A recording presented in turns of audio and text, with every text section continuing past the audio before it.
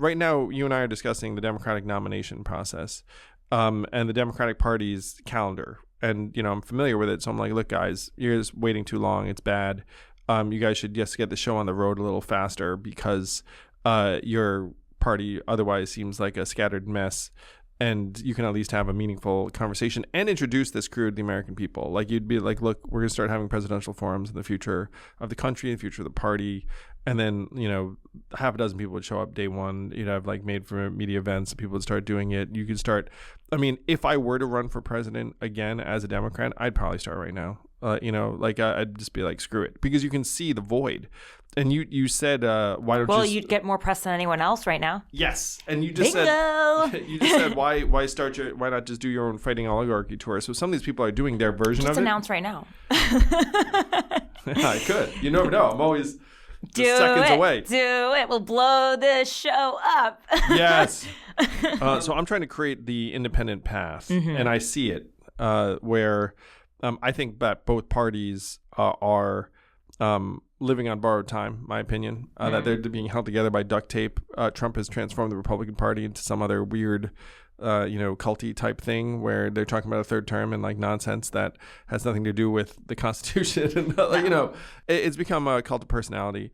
The Democratic Party has become this, inchoate bureaucratic mess that they failed the test, really. Like, their test was, hey, can we have a real contest for our historically unpopular, historically old president? And then like, oh, can't do it. And then, and that's why they're underwater with everyone. And so I would urge them to pull up their nomination process and try and figure out who the next leader is going to be that's going to define the party. Because right now the Democratic Party, it's like, who's the leader? No one knows. But like, if it becomes the party of Wes Moore or the party of Gretchen Whitmer, then people are like, okay, like that's the direction you're going to take.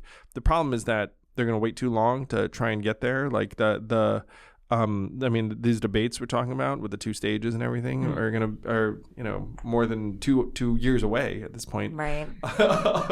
And I genuinely could crash that process anytime I wanted, I think, and like I could certainly pull better than, heck, we did it once as a total unknown, and this time I'd actually have some juice going in, though my project is trying to build like this new independent path that could include innovations like voting on your phone and an independent primary where like everyone actually gets to participate, which in my opinion is one of the big things missing from the Democratic Party or primary or the Republican primary. Because if you don't live in one of the first four states, you're pretty much like, I guess we're going with yeah, like, because a party.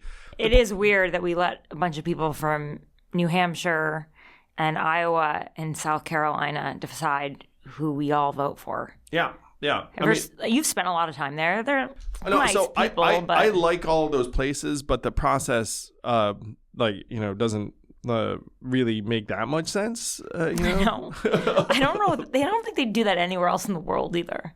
Yeah, it's a weird process. It's anachronistic. It's unrepresentative, and it's dying for like a revamp or modernization, but neither party wants to do that because both parties prioritize their own control of the process over what people want.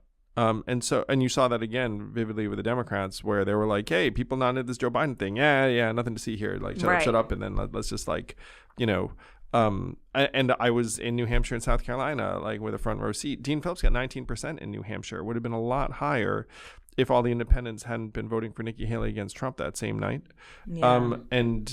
So there was like an appetite for a challenge, but the Democratic Party didn't have any desire to let that happen. So generally speaking, you think it's an interesting / good idea for the Democrats to get the show on the road earlier? I do feel like there's a vacuum. The best way to, seal it off is to like put something in there and to create something. So I'm still warming up to it. It's new to you. I get it. I was also, on you. Yeah, you do kind of spring it on me. It's an interesting idea. I also thought, like, I know this is really weird, but I was like, you could also do like AI debates based on all of their positions. Oh my gosh. Is that crazy? It's not crazy at all in that, most of, it's painful. Is that, I did practice debates, and you'd have actors just pretending to be Bernie, pretending to be Elizabeth Warren, and you kind of know what everyone's going to say. Yes. Because we're all sort of predictable that way. Yeah. That's a good lesson. Don't be predictable. It's one reason why I think I was interesting. Yeah, because, that's why you had all your fans, because they're like, you're keeping it real. But now I hate to say it, Tara, like there's enough of me on record where if you just busted out AI me, it's like, yeah, it's pretty close. It's true. It hurts my heart. Hey YouTube, thanks for watching. Please do hit like and subscribe and hit that bell if you want to be notified every time a new episode drops. Thank you.